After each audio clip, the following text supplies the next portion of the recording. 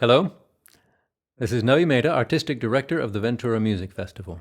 Repeating for at least one more week my introduction to our Music Connects video to set the stage for those of you who might not have seen our Festival Greats edition of Music Connects.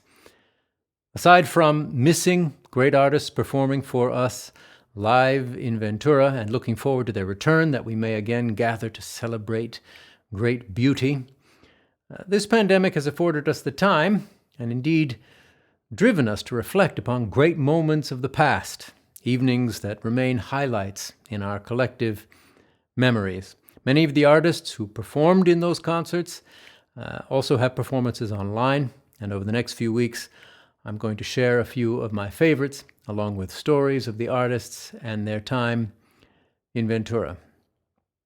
Festival Greats, depending upon how you look at it, may be a bit of a misnomer. It is not meant in any sense to imply a ranking of our favorite performances over the years.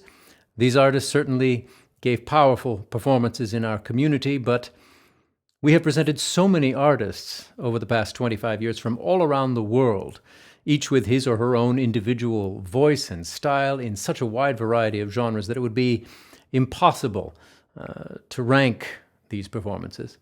Enjoyable, perhaps to try, but impossible. That said, no one would argue with the characterization of Joshua Bell as one of the world's greatest artists today. It was special for me to be able to present him here in Ventura, for I have adored his playing for so many years.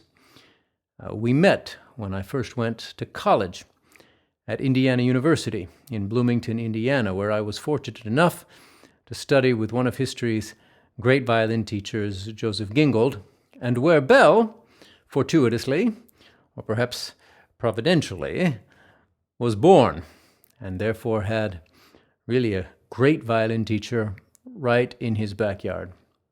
When Bell visited us in Ventura, we told some stories out of school, how we used to see each other playing video games at the corner arcade when we should have been practicing. Well, I should have been practicing in any event. Often this was before heading back across the street to the music building to attend one of Gingold's weekly evening master classes, where violin students and cellists and pianists and many others crowded into a large room to hear a few of his students perform. Astonishing it was to me that as often as not, Bell was crossing the street not only to listen, but to perform himself, and he stunned us as he flew through the most difficult repertoire with panache, grace, music, and seemingly effortless technique. He must have been, perhaps 13 years old at the time. A warm and gentle soul, Bell gave us his all when he was with us, not only in concert, but for several hours afterwards at the celebrity dinner, recounting his life in music despite a difficult travel schedule and rising fatigue. He ended that evening with a performance of Isai's Ballade, which I had heard him play in one of those Gingold classes, and with which he brought down the house, now these years later, with so much more direction, power, and artistry, as one might imagine.